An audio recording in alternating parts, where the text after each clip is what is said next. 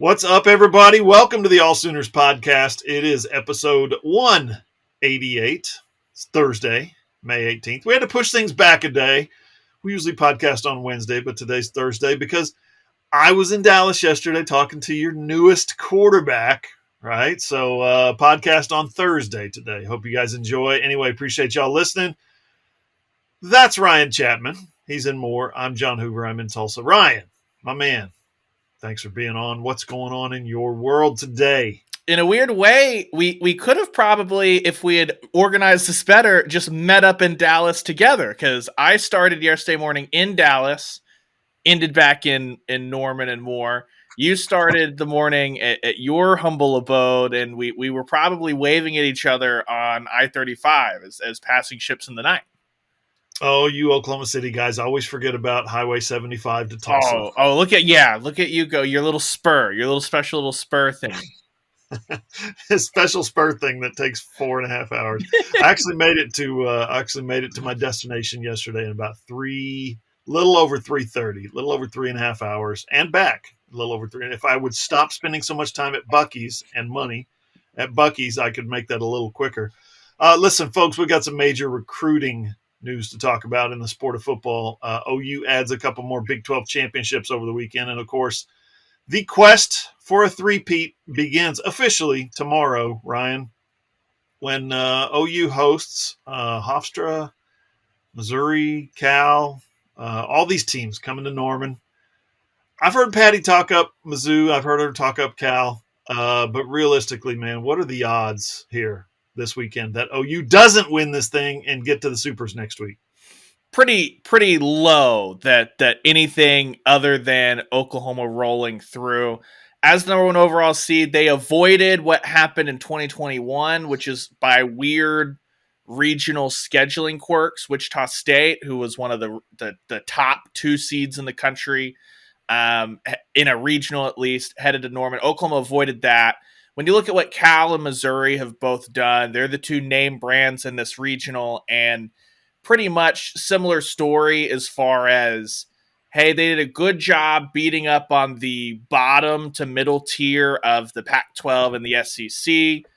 But when it came to playing kind of the big dogs at the top of the conference, it was either a sweep or maybe they popped up and grabbed one game. And like, the thing that split Cal from Missouri for me is when they popped up, it was usually emphatic. Like when they were firing, they were a really good team. They were the ones that run ruled UCLA early on, that bumped the Bruins from 2 to 3 when Oklahoma State spent all that time at 2. But other than that, what you're looking for is each of these schools have a pitcher that has like good strikeout numbers, but the whip, the walks, hits for every inning is not great. And when Oklahoma gets runners on, that's how they really apply that pressure. So that should be something that Oklahoma is able to do when you flip it over. Both Cal and Mizzou, they've got a power hitter, but don't really have the top to bottom kind of lineup to apply the pressure. So as long as Oklahoma comes in and is locked in, John, it should just be the Sooners rolling to a super regional where they could potentially meet up with a Clemson or maybe a familiar face in Auburn that they played twice this year. OU plays Friday, 4 o'clock against Hofstra. The rest of the schedule, Ryan, it's like noon. Is that right? The second game? It'll be. Let me check it real quick. I have it on my phone. Apologies, I haven't memorized those times. But see, we're one of those media outlets that doesn't get ahead of ourselves. We don't like to project too much that OU is going to sweep through this thing undefeated. So we haven't even looked at the Saturday, Sunday schedule. I'm kidding. Kidding. So Saturday, if Oklahoma beats the mighty pride of Hofstra, Oklahoma will play on 2 p.m. on Saturday. If for whatever reason, perhaps hell is frozen over, if Oklahoma loses to Hofstra, they'll play 4:30 on Saturday. Then the elimination game on Saturday night, that second one is at 7:30. So what you're probably going to get is 4 p.m. Friday. You're definitely going to get that. 2 p.m. Saturday, and if the Sooners beat either Cal or Mizzou there, they would advance to the regional final on Sunday at 1 p.m.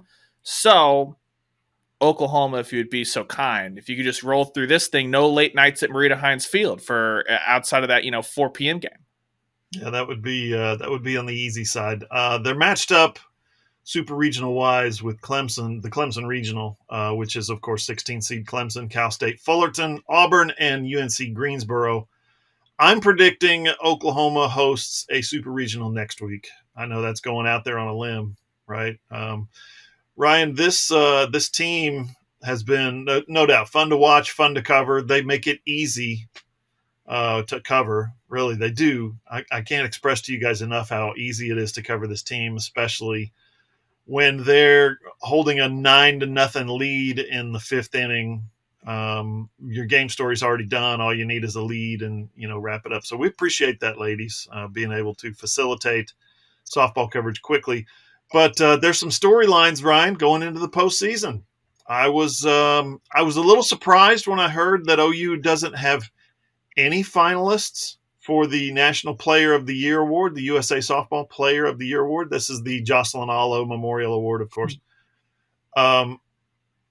Coleman, Bahl, and Jennings were on that list of finalists. OU, of course, I don't think anybody else had 2, and OU had 3 finalists. So, but you dig into the numbers, Ryan, and you realize this is an individual award, right? And you start looking at the home run numbers and the RBI numbers and the on-base percentage. There are other players around the country, believe it or not, Sooner fans, there are other players around the country who have put up better numbers than Jada Coleman and Jordy Bahl and Tiara Jennings. It just happens.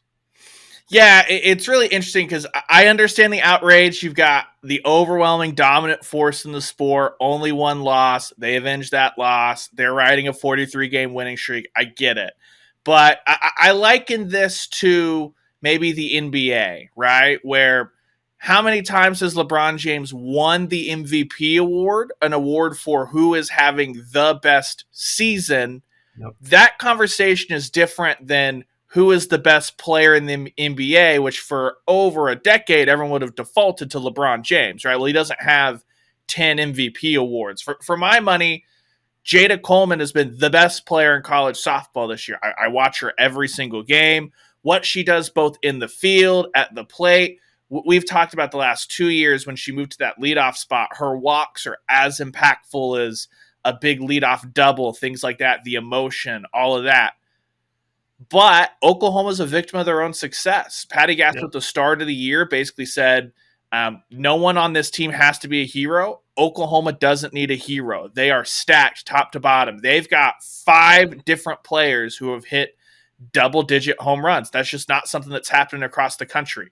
You flip over Jordy Bahl. She has an outstanding ERA, 1.15. That's better than Valerie Cagle, Clemson's representative in the top 3 at 1.20. But Cagle's pitched 69 more innings, give or take a few. That's not Jordy Bahl's fault. She's got a staff where Nicole May and Alex Stracco are both at 90 innings. Oh, by the way, Alex Stracco and Nicole May, there's going to be a freak out. They aren't eligible for All-American honors because they didn't pitch 30% of Oklahoma's innings. They are All-American caliber pitchers. They will not get All-American honors. That's not their fault. That's not anybody's fault. It's just the victim of your own success. So I think when you pack on the fact that Oklahoma has dominated this award show for the last 2 years, you talk about the last 2 years, Jocelyn Allo's been in the Player of the Year hunt. She's been a finalist. She won it last year. 2 years ago, Jada Coleman and Tiara Jennings were finalists for Freshman Player of the Year. Tiara Jennings won that. Last year, Jordy Bahl wins it. There will be no OU freshmen represented. It's just a voter fatigue exists, and in the vacuum where everyone else's numbers are better, that all 3 finalists have more home runs than anyone that Oklahoma has right now. It's just one of those things where they are not having the best statistical individual season, and that's okay because they want to win a national championship. Tiara Jennings said as much. So I think Valerie Cagle is going to win it. She's got 18 home runs, is batting .450, flips over, is like 25-3 on the year, 1.2 ERA. Someone that's doing both, like regardless of any Oklahoma player as a finalist, look at the history of that award. If you're a pitcher who also rakes, you win the National Player of the Year because it's so hard. Rachel Garcia won that a bunch. Kaylani Ricketts circling back. She's a player that really benefited from that. I don't think an Oklahoma player would have won, but having 3 top 10 finalists shows you all you need to know about what this team is. This is like I said, this is an individual award. If you ask me, it's kind of a compliment to Oklahoma that nobody's in the finalists. No OU players are finalists, right? Because you've got it's an individual award, but this is a team game, and Oklahoma's team numbers are better than everybody else's team numbers. Every one of them. Oklahoma leads the nation in everything, except I think I told Ryan at one point this year, not base running. They don't lead the nation in base running. That's for fact. If there were such a category, I'm just joking, of course. Ryan, you mentioned there's no freshman of the year going to win. No Oklahoma player is going to win freshman of the year this year. But Kirsten Deal maybe might win sophomore of the year next year. She's been impressive the last couple of weeks, especially the kind of the stew that Patty put her in the Iowa State game, I think, the Big 12 tournament game, where she finished an inning and then she came back for the next inning with the game fairly close, as I recall. Not necessarily like in doubt. It wasn't like 0-0 or anything like that, but it was still a fairly tight game. She brought Kirsten Deal back, and Deal finished the deal. She finished strong, and then I think Jordy Bahl came in and finished the game. But I was sitting there watching on the TV, and I was like, I looked at my wife, said, "Oh, she's bringing her back in." I said, "I don't know about this. A freshman in this situation, Big 12 semifinal. Hoover, sit down and shut up. You don't know this team nearly as well as Patty Gasso does." Well, and that's why Patty Gasso left her out there in Stillwater, right? A much more the stakes as far as Oklahoma had already wrapped up the Big 12 championship, all that. So it's not a winner go home elimination game, but we know what the Bedlam series means in the state, right? We know that those two teams and that atmosphere in Stillwater, road atmosphere, as opposed to all the crimson and cream in the stands at Hall of Fame Stadium in the Big 12s. And that was really good for Deal, because the last time we saw her, John, in that environment, she got the start at the Hall of Fame Classic against Weber State, and she was the starter that went out there, gave up a home run in the first inning, didn't really look comfy at all. Patty Gasso said she would tell you that it was kind of more of a deer in the headlights type of situation. She was yanked after 2 innings. Well, Patty Gasso's continued to give her an inning here, an inning there, and I think she really loved what she saw in Stillwater, because it meant that she would feel comfortable throwing her into that Big 12 tournament environment. She'll feel comfortable giving her innings in regional play, and now your preparation has to go from 3 to 4 if you're an opposing team for Oklahoma. You don't have to scout 3 pitchers, you have to scout 4 pitchers. And oh, by the way, Patty Gasso can finally play a little bit of matchup. There's been no righty-lefty maneuvering, that chess match, because Jordy Bahl, Storako, Nicole May, all dominant, all righties. Now that gives Patty Gasso an option. I know that when you were at one of the midweek availabilities earlier this year, she had talked about, this program known for their dominant lefties, and she hasn't had one in a couple of years. So I know that excites Patty Gasso, but it just shows you after that Iowa State game, the Iowa State head coach, Jimmy Pilkington, he basically said, look, we had to guess what pitcher Oklahoma was going to throw. We couldn't spend all the time to prepare for all of Baylor's pitchers and then on a 24-hour turnaround prepare for Oklahoma's entire pitching staff. So they guessed right. They were lucky. They guessed Alex Storako. It didn't matter. You still shut him out. But That's what opposing teams are having to do in a regional environment. Cal and Missouri, they have to prepare for each other. And then 24 hours later, play Oklahoma. They're having to guess, and now they're going to have another pitcher they have to guess with. And that is just another tool for Patty Gasso to help try and guide this team through the postseason. Yeah, I'm glad you reminded me of the Bedlam game. It was the Bedlam game that was still close. It was the Bedlam game where the atmosphere was kind of on the line. That enabled Patty Gasso to bring Kirsten Deal back in not necessarily a pressure situation. I think the score was 7-0, 9-0, something like that when she came into the Big 12 tournament. But you've got Bedlam, and then you've got Big 12 tournament. She pitched 1 and a third innings both times, and she was perfect in the second game, perfect in both games. I don't think she allowed a hit or a walk. But that just goes to show you've got another weapon in the arsenal. You've got 3 pitchers who are pitching at an All-American level. And then you bring in, National High School Player of the Year, Kirsten Deal, to be your 4th pitcher. The rich get richer. It's an embarrassment of riches for Oklahoma. Speaking of an embarrassment of riches, how about Haley Lee last week? Holy cow. She bet on herself. She hit the transfer portal. She was at A&M, and she was, raking at A&M. She comes to Oklahoma, and what does she do? She wins the Big 12 tournament MVP and most outstanding player. Unbelievable. Not unpredictable, but certainly unbelievable. Just a great story for her. Yeah, especially because when we say the word slump, we're grading on a curve with Oklahoma. No one is actually ever slumping except for maybe Sydney Sanders. Sydney Sanders went through a real slump at the start of the year. Yeah. But Haley Lee, for what she's done this year, she was kind of in a little mini slump coming out of that Bedlam series. And so across 2 games, she was phenomenal. She had a repeat performance. You think the former Aggie turned Sooner hates Texas? Well, she's just unleashed 2 absolute rockets in the 2 games at Hall of Fame Stadium she's played against the Horns. And yeah, it just shows you that she's someone that we talked about a little bit last week, not for her offense, but by the fact that Kinsey Hansen took that ball on her hand. Haley Lee had to come in and catch for the Sooners in game 2 and game 3 of Bedlam, and she was throwing people out, trying to steal on her, things like that, stuff that's usually reserved for Kinsey Hansen. That's why she catches every single day. She filled that role perfectly, and then slide back into the DP slot this past weekend, really got it going. And for her, she talked about that was a cool thing for her because she had never played the Big 12 tournament, didn't really know what to expect at Hall of Fame, stepping up to the postseason. And to have that weekend now roll into regionals where she's been in the Norman Regional the last 2 years, just wearing maroon instead of crimson. Now she'll have the fans at her back and the rest of that lineup at her back. Again, this team, what Patty Gasso always talks about is these win streaks don't matter if you're not peaking at the right time, if you're not playing your best softball in May, your best softball in June. Overall, a really clean 2 games at the Big 12s and a player like Haley Lee finding her form again, that's what Patty Gasso does to get the most out of this team year after year. Hope Troutwine last year was fantastic in the postseason. Nicole May was pretty good. Jordy Bahl was injured. Ryan, how much does having that third pitcher, and not just a third pitcher, but having Jordy Bahl, how much does that change the dynamic for this team, for this rotation, for Jen Rocha? Yeah, it's huge because Oklahoma was perfect in the Norman Regional, perfect in Supers, hadn't really lost a game at the World Series until that semifinal, not really a do-or-die game for Oklahoma against UCLA. All of that was without their best pitcher. And Jordy Bahl, that first month of the year, she was never bad, but we were waiting for her to be that Jordy Bahl that we saw during the regular season last year. She's there. She's been there for a month and a half, 2 months. Yeah.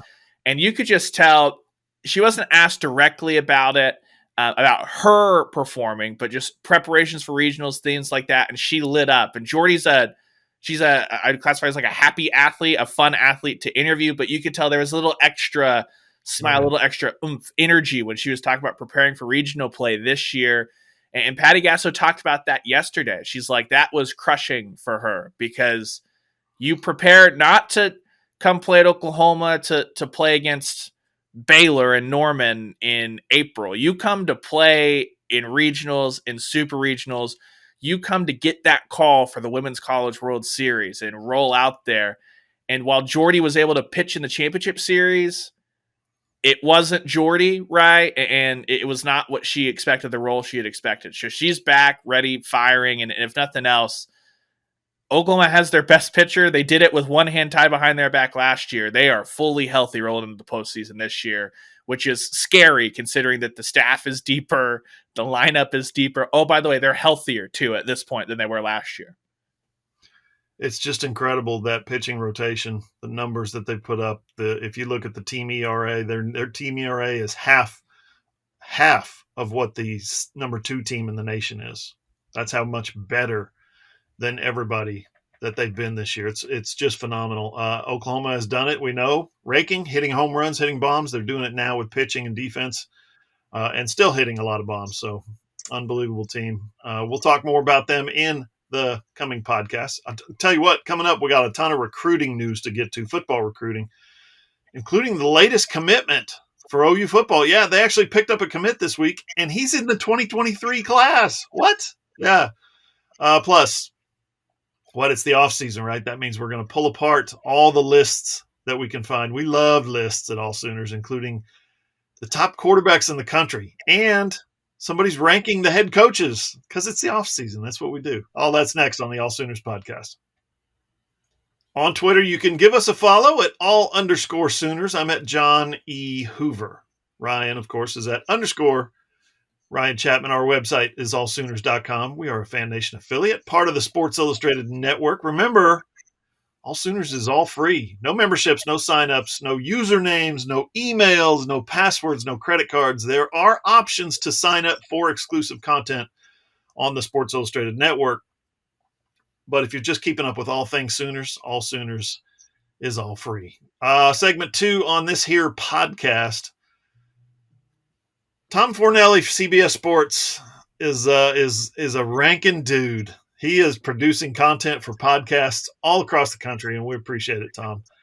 He put out a list this week. CBS Sports put out a list this week of the top quarterbacks in the country. Would you like me to name the top 10 quarterbacks in the country according to CBS Sports, Ryan? Is the top quarterback residing in Los Angeles soon to be moving to Las Vegas in a year? He might stick with the Rams. You don't think the Rams have the ability to tank and tank for Caleb this year? Not with Stetson Bennett in tow. It's over. They're going back to the playoffs.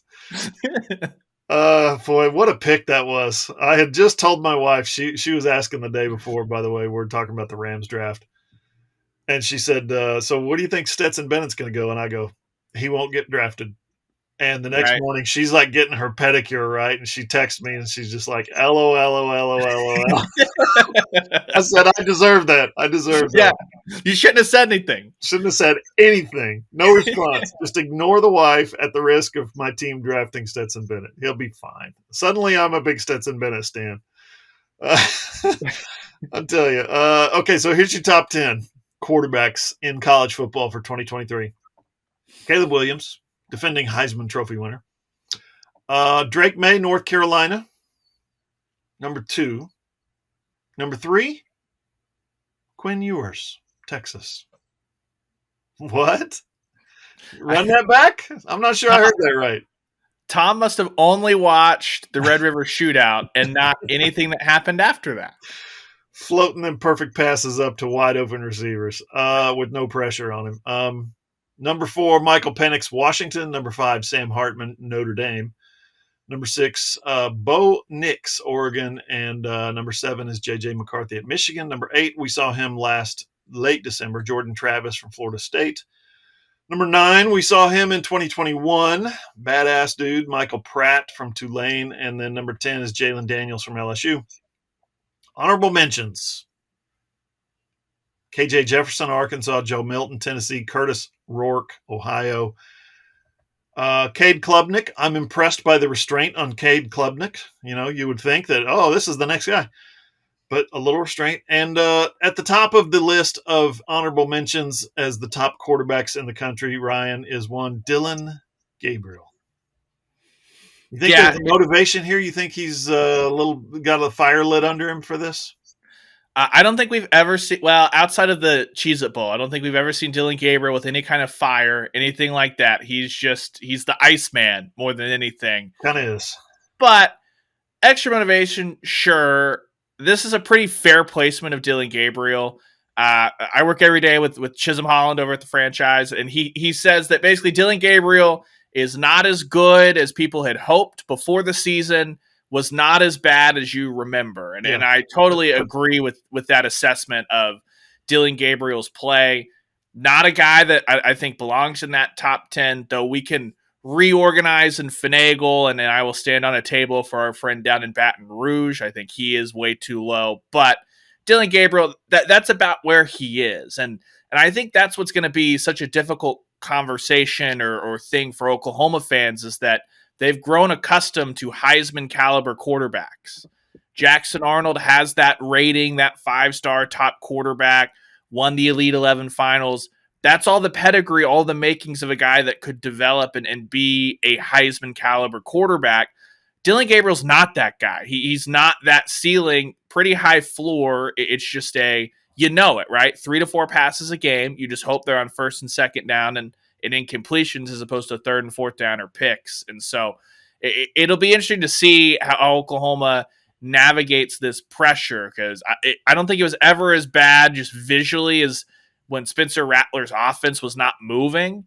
The numbers are pretty similar if you look at completion percentage, stuff like that with Spencer Rattler, but just visually, eye test, the offense moved better. It was just times when it sputtered. Remember with Spencer Rattler, Oklahoma was in the teens against Nebraska and West Virginia, and that's when it had boiled over. It'll just be interesting to see how that plays out, because Gabriel's not a top 10 guy. He's not coming into the year, and he's certainly not a top 3 like Heisman finalist, and I don't see any spot where that's going to happen. I think Dylan is I think he's got a lot to prove. And I don't think he's one of those guys that's going to sit around and go, oh, yeah, you don't think I'm on the top 10? I will work harder. I'm going to show you guys. He's just not that way. He's not going to work any harder than he already works, because, CBS Sports said that he's not in the top 10.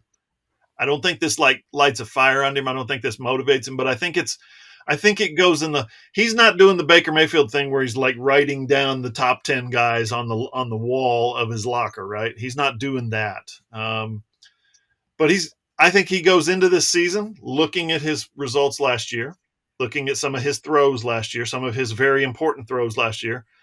And I think he looks at that, takes it into the big picture, looks at this maybe list of 10, probably gives a little chuckle, and then says, let's go back to work. I've got work to do. I've got parties, not parties, bonding experiences with my offensive line to host, right? Retreats. Thank you. That's the word. Yeah. It's basically a 2-day party. He's going to host a 2-day retreat, bonding party, whatever you want to call it. He's got some stuff to do. He's got some work to do. He knows as much as anybody. He looks at his film with a hypercritical eye, with his coach, his position coach, standing right next to him. He knows what he needs to do better. He's not going into this thinking, man, I should be in the top 10. No, he's looking at this going, they're probably right. I need to be better, and here's how I can be better. Yeah, it'll be interesting just to see how he attacks that, because we heard so much about just situational football, all of that through the spring. There also just weren't a ton of moments where, regardless if it was 3rd and long or whatever, like we didn't see a ton of, hey, it's 1st and 10 and Dylan Gabriel has this wow throw that instead of just slowly moving down the field, it totally busts open a drive and you're suddenly in the red zone.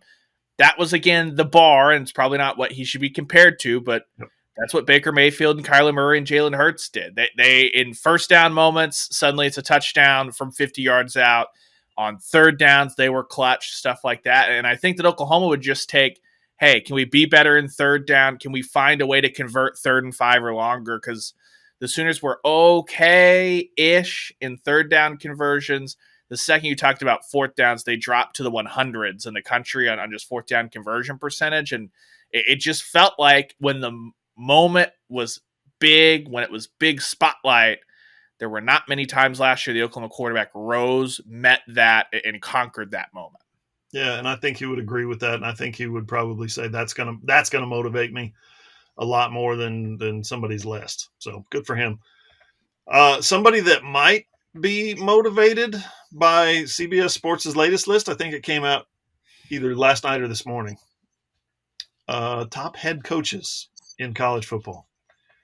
Brent Venables is not in the top 50. 50, not in the top 50. He doesn't belong in the top 50. Doesn't deserve it. His first year out, the program runs sideways, starts taking on water. They're 6-7. He doesn't deserve to be in the top 50. But I'm just saying, he's going to get motivated. He's somebody who's going to look at this list. This is my guess. I'm projecting here. He's going to look at this list and say, okay, all right, cool. Let's see. I'll show you. There's some names on this list that are ahead of him that you would say, what has that guy ever done? Venables, at least, you got to admit, his work, his resume as a defensive coordinator is impeccable. So, head coach, sure, number 52 in the nation. 52. That's not great. I think it's probably about right. But again, some of the names on this list are ahead of him, and you're just like, I don't understand that one. Same with Quinn Ewers. There's a body of work that Quinn Ewers doesn't have yet.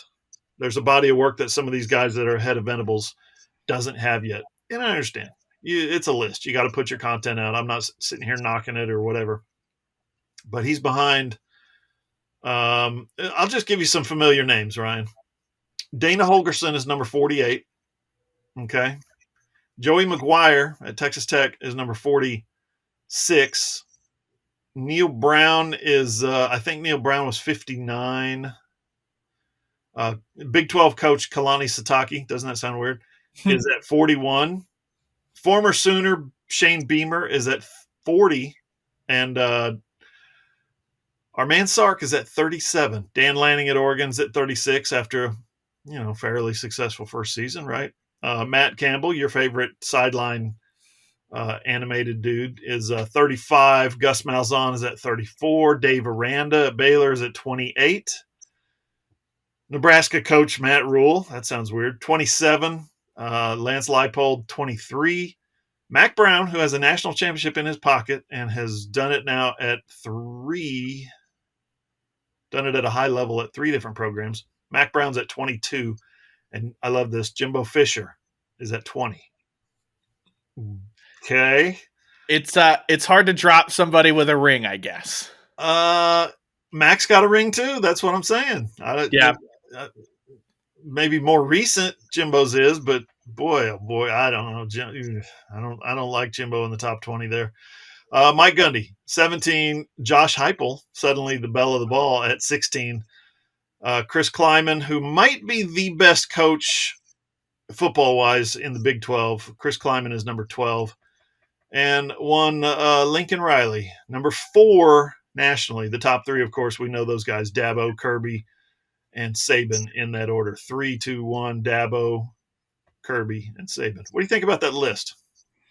Yeah, the list is interesting. I think Venables' placement on it, being at 52, you said? Yeah. That is baking in his performance as a defensive coordinator for all these years. You think he's like in the 90s if you take that part out, huh? Well, if you go 6-7 at Oklahoma, how bad are you? That's the thing. The roster, not very similar to the Dylan Gabriel conversation. The roster was, yes, there were transfers, stuff like that. It's still Oklahoma. There's no reason to go 6-7 in a Big 12 that was just fine last year, right? Yeah. It was just, we saw TCU was no juggernaut. Really good team, great coaching, all that stuff. The second they played a high caliber, this is what it looks like to win a national championship, it was what? 50 points plus to go on the field against Georgia. I didn't think that Michigan was anything special. Playoff team, yeah, but that was a shootout back and forth. They play that game 10 times. TCU probably wins 6 of them, stuff like that, right? So I think that's fair, but I also think that Brent Venables TCU won a bunch of close games. Yeah. Oklahoma lost every close game. Yeah. And I think that Brent Venables too we heard this at various points last year of our job is to analyze and write, and it's a results-based business, and because they're not winning games, that's why this is being written, things like that. It would quickly turn around to if they had won all those close games, guess what the storyline would be? Coaching is the difference in these games. Look at how Brent Venables, but the game management sucked. West Virginia was a disaster. Oklahoma State in a win was a game management disaster. Lubbock you were up how fast, and suddenly you're having to come from behind in the fourth quarter. That's a disaster against, again, those are 3 talentless teams.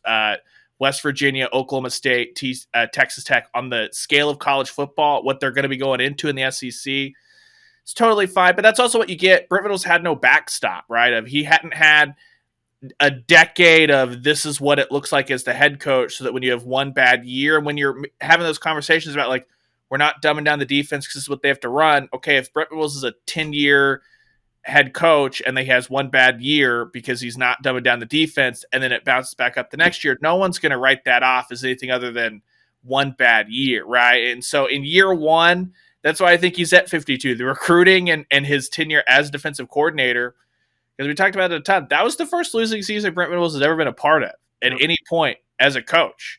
It just happened to be his first year as a head coach. So it doesn't mean he can't bounce back.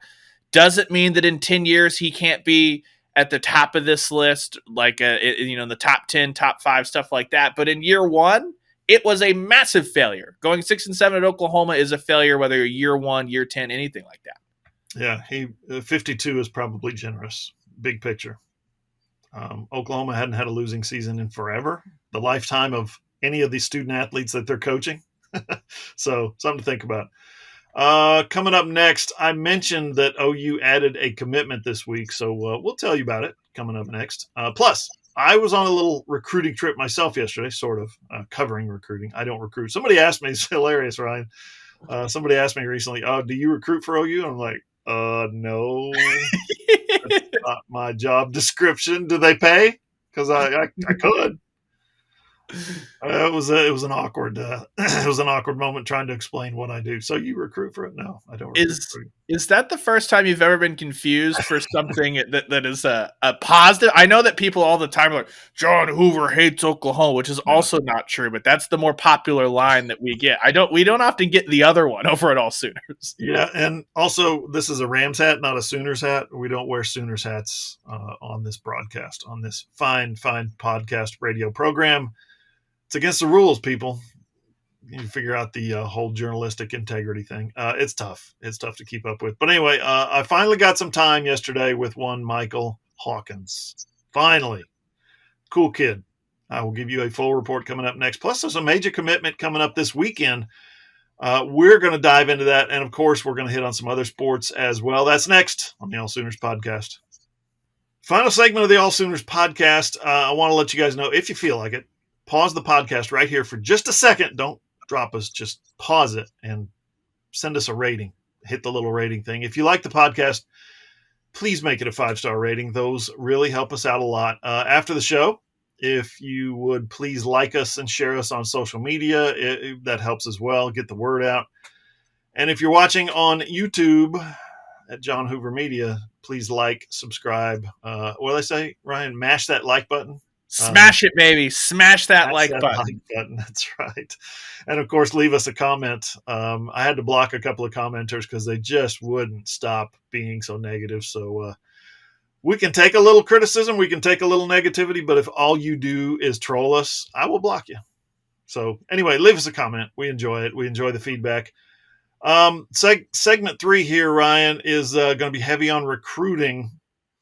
Let's start at the top, which is earlier in the week, Oklahoma landed another 2023. The class of 2023, chosen 23, has gotten bigger and better with a junior college recruit, Lane Jenkins, 6'6", 255-pound edge rusher. Now, he played tight end in high school. So my first thought was, they're going to move him to tight end? They look at the tight end position. They might need some help there. I just wrote a story.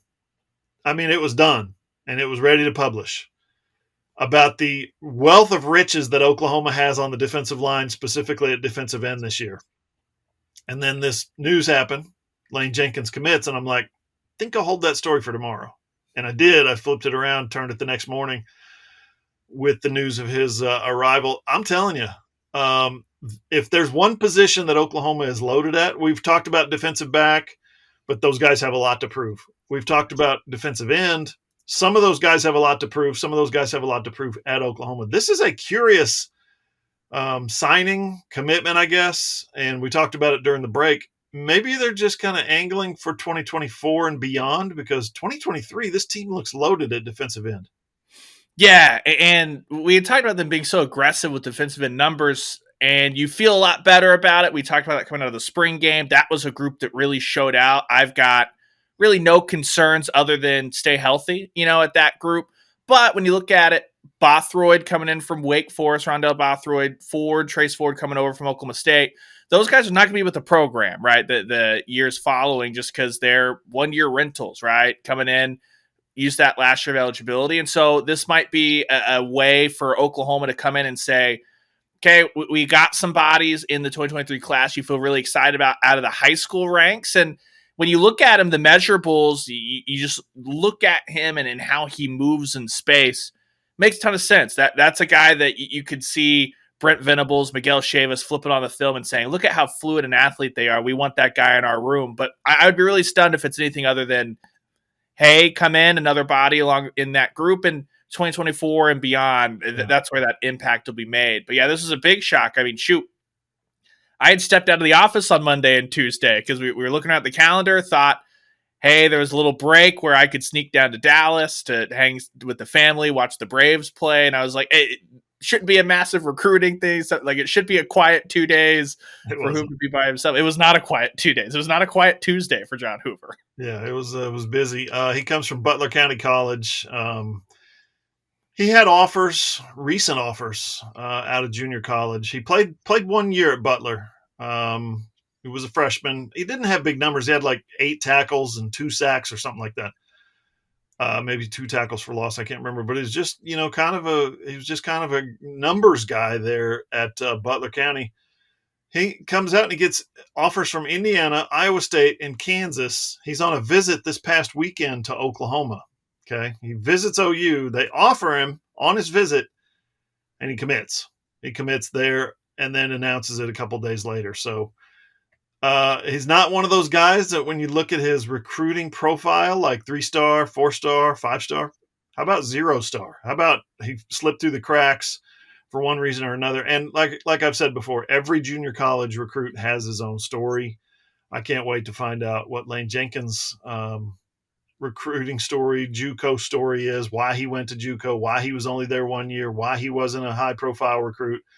We'll see if we can find some more on that, get in touch with him, have him give us some feedback on his story. But it was a late scholarship offer. He jumped all over it. Smart move, if you ask me. I mean, like I said, Iowa State, Kansas, Indiana were his other offers, and he got one from OU, and he's like, I want that one. I want that one right there. So, like I said, smart move. Well, how much he's going to play, like in 2024, like Ryan's, or 2023, like Ryan said, they're pretty loaded, and they've got a couple of 1-year guys. But we'll see. I think it's pretty interesting too. Going back to that conversation of the coaching rankings, last segment, things like that, where we know Brent Venables. It's nothing that you have to tell him. He will be the first to tell you last year was not acceptable. And you've seen. He, sat down with Ari Washman of The Athletic, and he had been like, yeah, you don't have to tell me where Brent Venables, him putting a name on a defense, no matter what school it is, that was unacceptable, but certainly not at a place like Oklahoma. And I think it's been really interesting that when you look at the scholarship chart, you might sit here and go, by my count, Oklahoma's a little over. And they continue to be aggressive, and if they see guys they like, they're going to bring them in. They're going to find a way to make it work. And so I think that's really interesting. It's not – desperation's not the right word. It's just aggressive. That Brent Venables is even more aggressive building his second roster at Oklahoma. And I find that to be just very interesting, even if I'm not game planning for Jenkins to come in and be a contributor in 2023. I just think it's a fascinating mindset because we haven't seen Brent Venables. He hasn't been a head coach long enough to see any kind of evolution arc. It's all kind of building as you go. Building a roster is good, right? Being patient and pragmatic and putting pieces in place for later, like chess pieces almost. We're going to use that one later. We're going to set this one up for now. But it's the era of the transfer portal, and you need immediate impact guys. I mean, building and depth and all that stuff, fantastic. Don't know if it's going to work the same way that it's always worked because of the transfer portal. The transfer portal's changed the dynamic. I asked Lincoln Riley about that a couple of times, and he said, yeah, this is almost to the effect of this is not what I signed up for. Roster management. You sign a kid, you get him in here for 4 years, you put him on this level, you put him in the 23s, the 24s, the 25. Coaches these days are figuring out new ways of doing their business. And part of that, one of those ways, one of those things, the techniques that they're having to figure out is how to manage the transfer portal. How do I keep this kid who's a JUCO, played last year as a freshman at a junior college? Now he's a JUCO transfer. He's coming to Oklahoma because he probably wants to play football. If he doesn't play football because there's 2 fifth-year seniors coming in from the portal who are 1-year guys, is he going to get disgruntled and leave? It's crazy, man. It's something that coaches have to think about as they move forward in their careers. Like I said, I've had several coaches tell me this is not what I signed up for. So, and the NIL thing is obviously clouding things a little bit for coaches as well. I was talking with Sam Mays on my show last fall, and he's like, I don't feel sorry for these millionaire coaches. This is what they get paid for. It's a good point. It's a good point. So I talked to Michael Hawkins yesterday, the 2024 quarterback who has committed to OU. Talked to his dad as well. Talked to Mike Hawkins. Mike still looks like he could play. Mike Hawkins, he walked up and I was like, that's Mike Hawkins. You just knew coming out, that's a former Sooner defensive back, a former Bob Stoops defensive back, former Brent Venables defensive back. And we had a conversation about OU and the program and his days there. We had a conversation about being a recruit dad now. He's the dad of a recruit. He's just telling me how proud he is, immeasurably proud that, he's got one son who's a quarterback who has committed to Oklahoma and another one who's a defensive back who may eventually commit to Oklahoma or somewhere else. He's super high on the recruiting process as well. That's Malik Hawkins we're talking about. But Michael, got a chance to talk to him after the game. So it was Frisco Emerson, right? He played previously at Allen, transferred to Frisco Emerson High School in Frisco, Texas. It's a brand new school. This is their second year of varsity football. He comes in and is like, that's where I want to play. Ryan, here's my assessment of the scrimmage. He wasn't allowed to do much. He was wearing a red no contact jersey. He threw a bunch of dump offs and screen passes. He tried to run it once. I mean, he scrambled around a couple times, but he tried to run it once, like a little read option. Made a move that was just like, whoa. I mean, an impressively athletic Division I OU football quarterback type move. Put his foot in the ground, made a juked a guy, blew it dead, 3-yard run. I was like, in a game, that would have been a touchdown. That was very impressive. But that's what you do in a spring scrimmage. He wasn't allowed to do much, and they're still acquiring talent, building talent, developing talent. So it's going to be interesting to watch him play his senior year at Emerson. It'll be really cool just because there's two ways you can kind of look at things. Sometimes you want a Jackson Arnold situation where he's at one of the powers in Denton, and you can just easily see, okay, he's playing. That's a D1 guy. That's D1 guy. That's D1 guy. Yep. He's running an offense that he should be able to maximize those tools, and that worked out really well. For Hawkins, I'm very fascinated to see, okay, he's not going to have a ton to work with comparatively to some of the other spots that we generally are watching recruiting from. I'm really excited what this season's going to look like for him as a senior. He'll have that confidence. He'll have that peace of mind knowing I'm committed. I've got my spot sorted. I don't have to worry about that.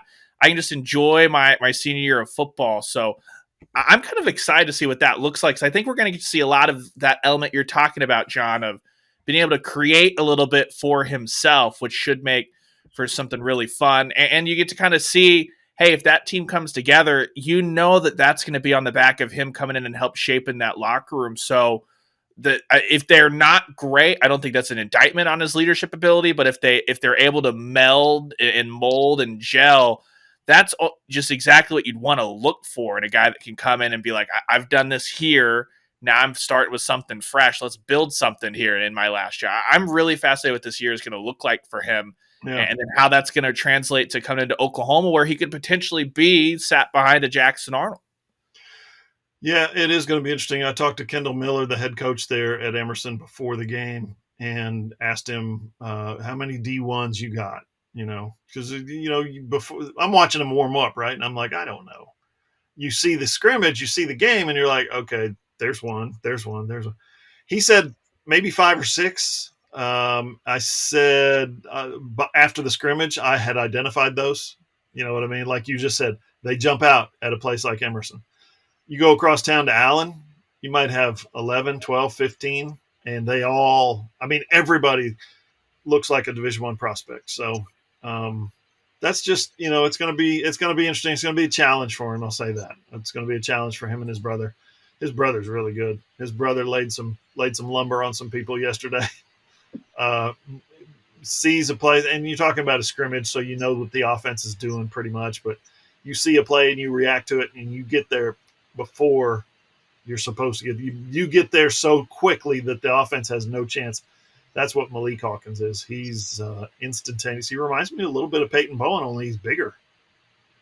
Maybe not as thick as Peyton Bowen, certainly not right now, but just taller, more rangy. Fun day watching some scrimmage, high school scrimmage action yesterday.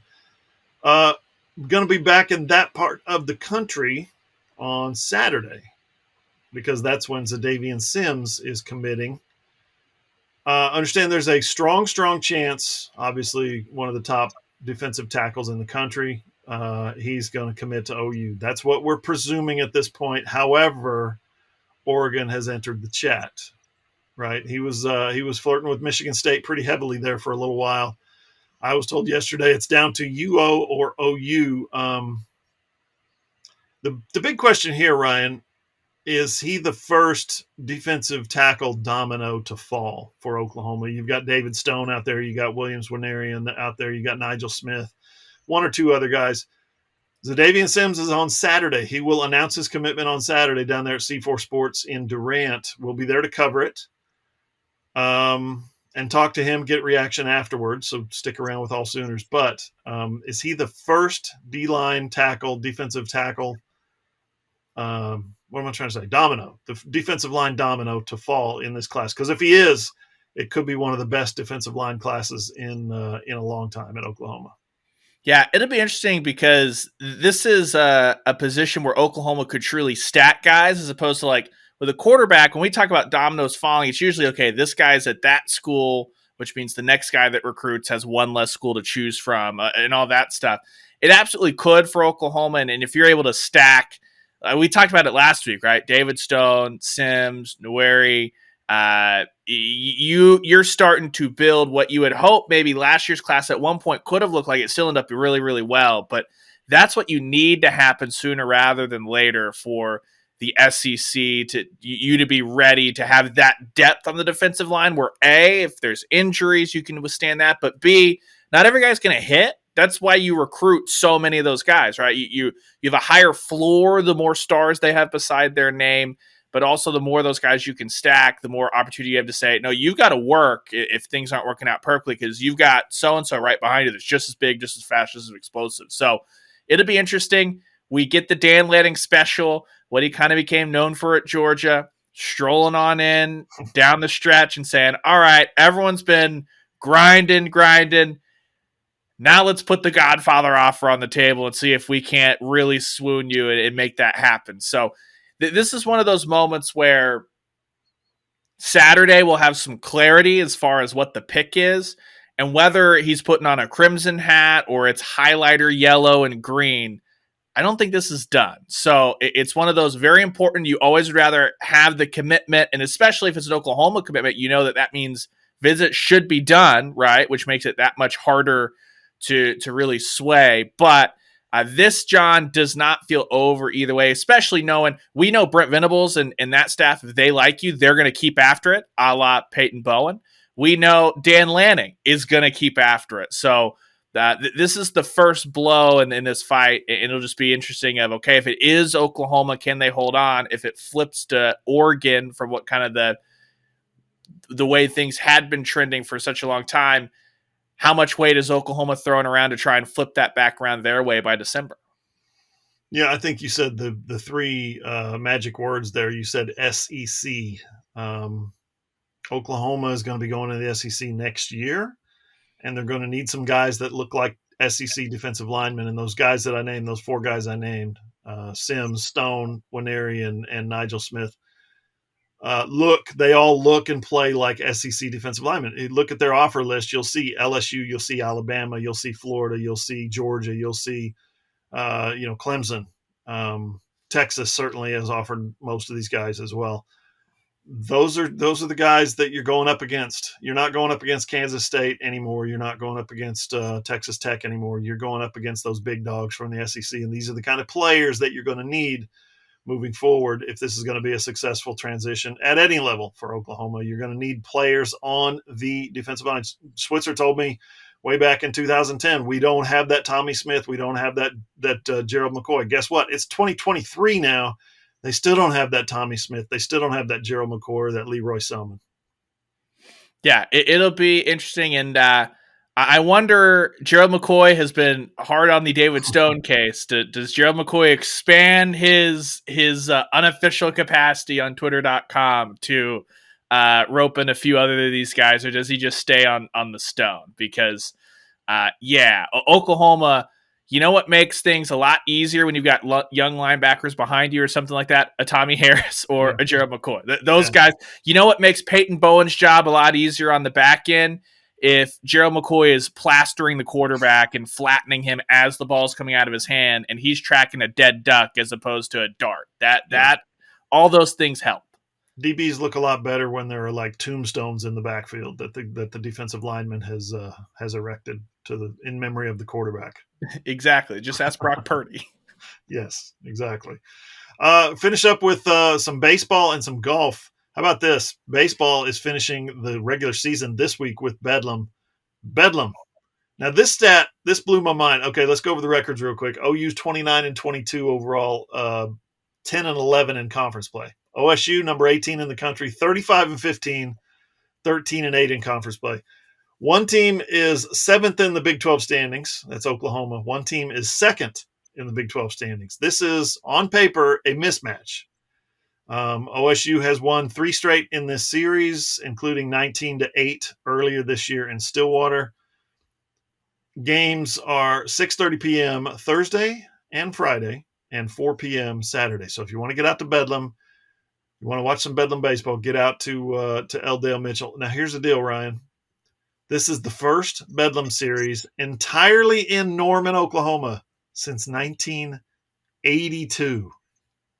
That was my first summer in the state of Oklahoma. Holy cow, that's a long time. I was thinking about that. I was like, wonder when I don't think I ever remember covering. No, because the Bedlam series has always been at the Pro Parks. Drillers and 89ers, Red Hawks, Dodgers now, right? So it's just going to be interesting that this has not happened 3 games in Norman since 1982. What is that, Ryan? 41 years? Yeah, it's up there. I was negative a lot in 1982. As my son says, you were dead. Yeah, I was very, you're obviously not alive, so the alternative is you were dead. Yeah, I was very not here. So, and this will be big stakes too, just because it's not the run-in that Oklahoma had last year to catch fire, but earlier this week, I can't remember if it was D1 Baseball or Baseball America. Sorry, they all kind of globbed together when it's projections, but they had Oklahoma projected as the number 3 team in LSU's regional. So they had Oklahoma in the field there, and I think you saw a little RPI gymnastics, frankly, with the midweek game getting scrapped.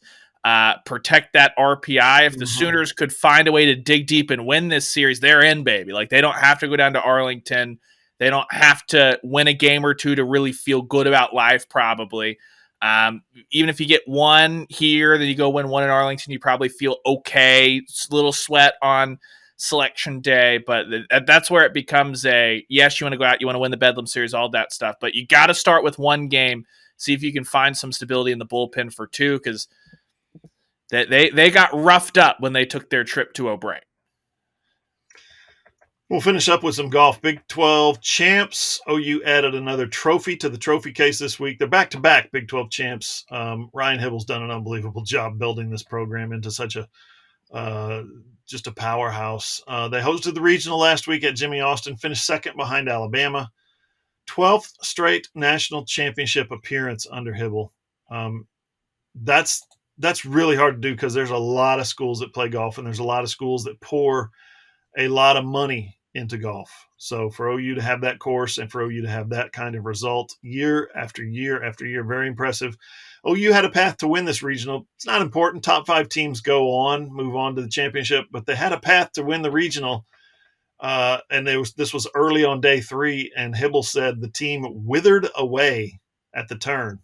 Wow. Obviously they figured some things out. They came back and finished 2nd. But the championships next week, actually, May 26th through the 31st at Greyhawk down in Scottsdale, Arizona. That's a sport that I would like to cover just for the locale, Scottsdale. Yeah, for sure. But I think you got a window into why this program's been so good, because it's one of those things where you're hosting the regional, you're at your home course, you know you're a lot better than everybody that got sent there, or most of the team, a majority of the field you're head and shoulders better than.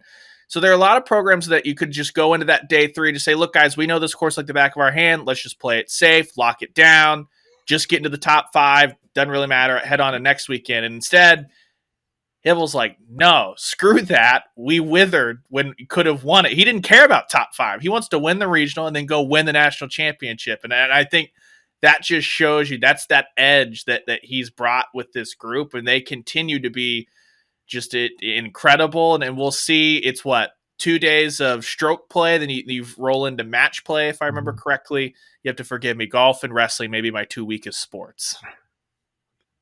I think you're right. I think there's a mixture there, and that's one of the things that makes it fun is the changing of the formats.